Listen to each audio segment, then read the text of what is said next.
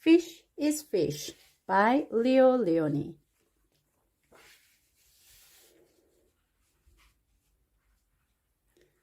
At the edge of the woods, there was a pond, and there a minnow and a tadpole swam among the weeds. They were inseparable friends.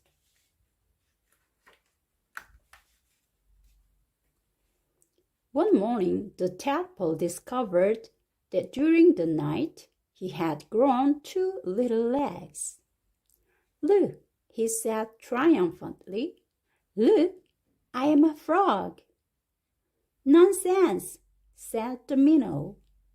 "How could you be a frog if only last night you were a little fish, just like me?"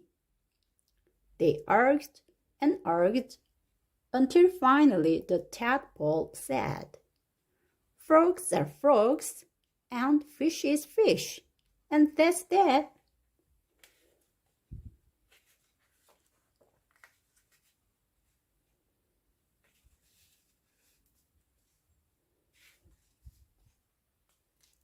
In the weeks that followed, the tadpole grew tiny front legs, and his tail got smaller and smaller.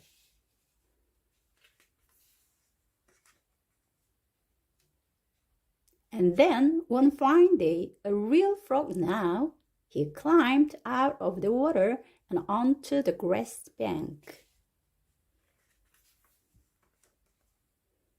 The minnow too had grown and had become a full-fledged fish. He often wondered where his four-footed friend had gone. But days and weeks went by, and the frog did not return. Then one day, with a happy splash that shook the weeds, the frog jumped into the pond.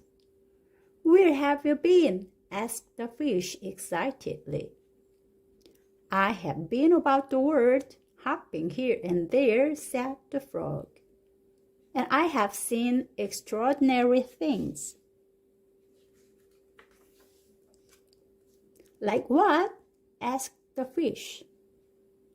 "Birds," said the frog mysteriously. "Birds." And he told the fish about the birds who had wings and 2 legs and many colors. As the frog talked, his friend saw the birds fly through his mind like large feathered fish. "Where else?" asked the fish impatiently.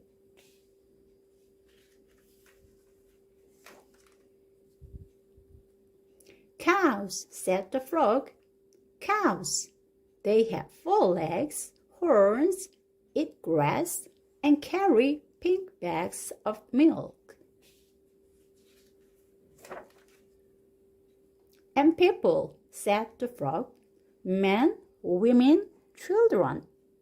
And he talked and talked until it was dark in the pond. But the picture in the fish's mind was full of lights and colors and marvelous things, and he couldn't sleep. Ah, if he could only jump about like his friend and see that wonderful world.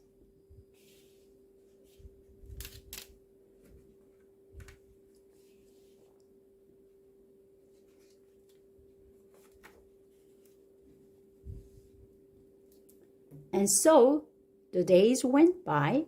The frog had gone, and the fish just lay there, dreaming about birds in flight, grazing cows, and those strange animals all dressed up that his friend called people. One day he finally decided that come what may, he too must see them. And so, with a mighty wag of the tail, he jumped clear out of the water onto the bank.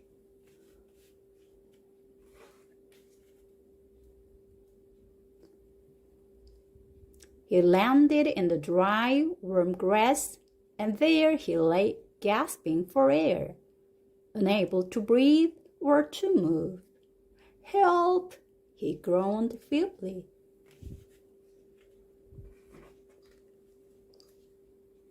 Luckily, the frog, who had been hunting butterflies nearby, saw him, and with all his strength pushed him back into the pond.